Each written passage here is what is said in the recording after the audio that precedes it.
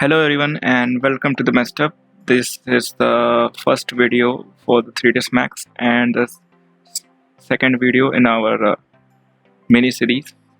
So in this video I will actually tell you how you can make this particular effect. Let me show you like this one, because we will be needing our coal that we will burn later. So I'll tell you by the end of the video I will cover this one. So let's start. So if I'm gonna start with a new file. Wait here. So if you have any doubts regarding so you can see I have a new file here. So the first thing that I will do is to import my SolidWorks file. You can do it by going to import and then click here.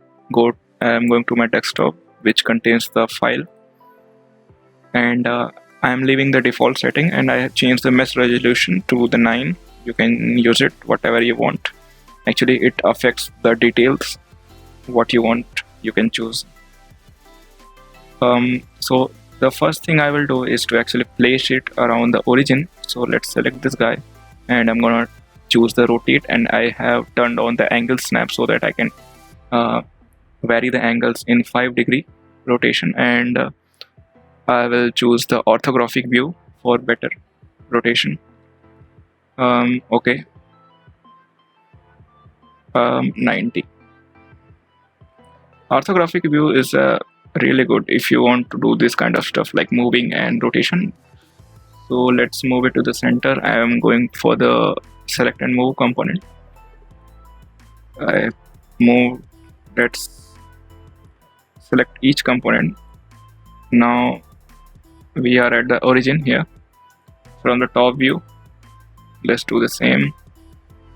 It's okay. I'm actually making it closer to the origin so that it is pivot point lies at the bottom center of this object. So we are done here. So let's change the material, outer material of the box, so that we can visualize better. Actually, okay, no problem. Yes, now you can see the things, and don't forget to turn on your edit faces. Okay, we are done. Now the next task that we have is to make some coal that we are going to put here. To make a coal, I'm gonna make few boxes. Not big ones actually. This much is fine. I'm gonna use 3 types of boxes. Second one and third one. Okay, it looks fine. Now these guys don't even look like a coal, so let's edit them. So what I'm going to do, convert each of them into the editable poly, and no, before that let me press Ctrl Z here. Increase the segments so that we can edit it better. 3, I will choose 3 for length, width and height. Now change it to editable poly. Now what I'm going to do, I'm going to the noise modifier. Before that, select all of the planes, all of the actually faces, go to the noise, and here you can choose the amount of distortion that you're going to allow. I will choose a value like 10 centimeters, actually 5, and also 5 in jet. Press enter, and I'm gonna change this scale value with some shade changes. Okay, here I stop. It looks fine. I mean, it does not look like. So next thing that I will do is go to the turbo smooth. Now it's fine actually, not a bad shape for a coal. And I have to repeat the steps again for these 2 guys. Enter, go to convert them to editable poly, select all the faces and noise.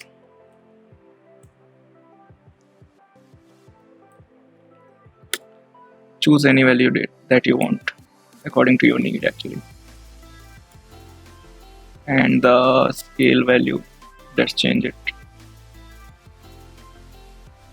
Okay, I will not mess up too much. And time for this guy. 333 is fine.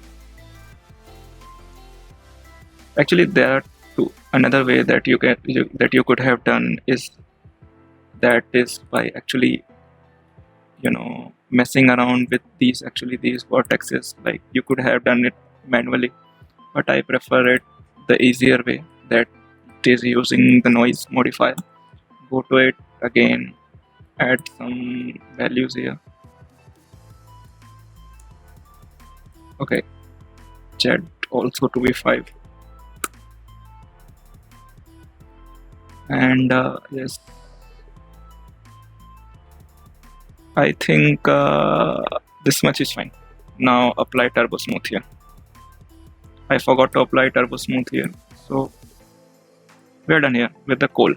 So the next thing is that we need to make copies of these guys and put them in this particular box. So let's first select them, go to the front plane, and yes, this much height is fine, and I'm going to change the height each of these because I'm gonna make a copy of these guys.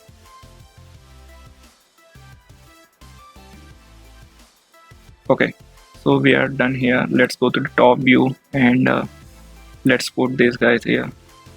Actually, this coal looks too much big. I will prefer a short size here. There might be things that you won't understand, and if you want me to make a tutorial on anything, any toolbar or any command or anything, just let me know in comments. I will try to cover it. This guy is also too big. Let's scale it down. Okay, this much is fine actually. Okay, I want it much more small. So let's play with these guys. Now what I'm going to do, I will make a copy of these guys. First of all, you should know that their height is different. So if I play with this guy, if I make copies of this one, it will not affect the upper ones. So let's make copies. To make the copies, select the object and press shift and drag. So yes, this much distance is fine, and I want 2 copies. You can see I have the copies. For this guy, let's put it here, and I want 2 copies of this guy too. Okay, 2 copies, fine. This is small, so I can have a lot more copies, but I want to make copies from here, so I can actually accommodate like 4 of them. So I'm gonna put a value of 4 here. Now we are fine. Actually, let's delete the last one. Okay, now our task is to actually make the copies of these 4 along the whole box. To do that, just press Ctrl and select, press shift and move the distance that you want. I want pretty much distance. Okay, this much is fine. I can make copies like 1, 2, 3, 4, 5. I would love the copies to be like make it 6. Okay, so we are fine here. Let's make copies of these guys. I'm gonna select all of these at once. Okay, so I'm gonna move it to the distance like this, 1, 2, 3, 4. Actually, I would prefer 4 copies of these guys. Okay, so we are fine. Actually, these are not overlapping. If you see it this way, okay, I want 1 more copy here. Okay, so we're done.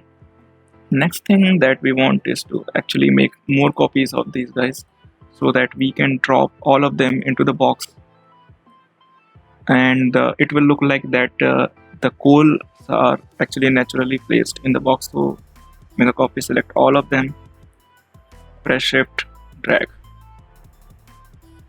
Yes, so let's make 3 copies, not much more than that. So we have it. So the next thing that we need to do is to apply gravity and put all of them inside here naturally. So to do that, you will need a toolbar that's called massfx, which is this one. You can get it by right clicking in this empty space and you will find it here. You can see massfx toolbar. So you can click on it to disable or enable it. So I'm gonna bring it here, press on front. So just select all of these guys. Okay, we are done. So just click on this. Now it will convert them into the solid boxes. So let's see their properties. Select any of them and you will see their rigid body type is dynamic. So you will know in a little bit what is the difference between dynamic, kinematic and static. Okay, let me tell you here. If you choose the dynamic, then forces are also considered and motion is also there. In kinematic there is no force but still a motion, and in static only the object is actually static, no motion and no force. So let's now these are dynamic, but this particular box has to be, let's first bring it down to the surface. It will be actually static. Okay, it has to be like this. It's fine. Now just select this. There's another way by which you can manipulate. You can just select your objects, go here and type massfx and you will find it. Now the box has to be in a static, so I select here static. And there is one more change which I would like is shape type. I choose original here so that there is no change in shape. Now we are actually done here, so let's see few things, the properties here.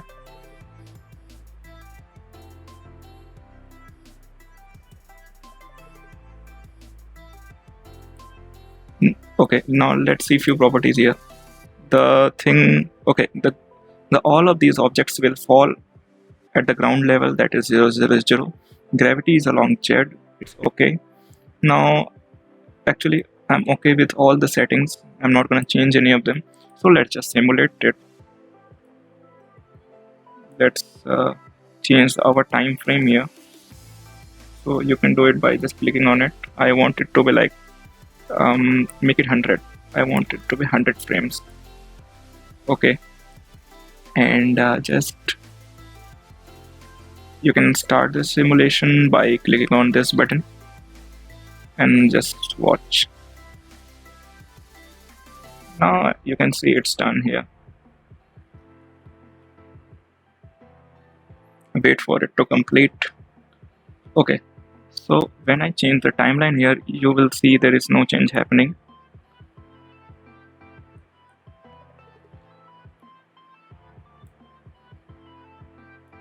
So if you are done with the simulation, so what you can do, you can go to this particular option, go to settings, and you can bake your animation if you are satisfied with what you have done. So I click on bake all. Now it will capture all the information and put them into the timeline so that I can export it to my rendering software wherever I want. So let's see whether my timeline has got it or not. So you can say I can manipulate it right now.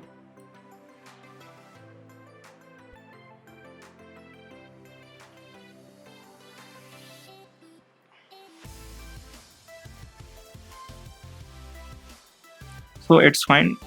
In the next part of the video, I'll be telling you how to make the fire and yes, the coal and the fire, and the next part will be actually making the chimney, which will be a quick video. So that's it for this one.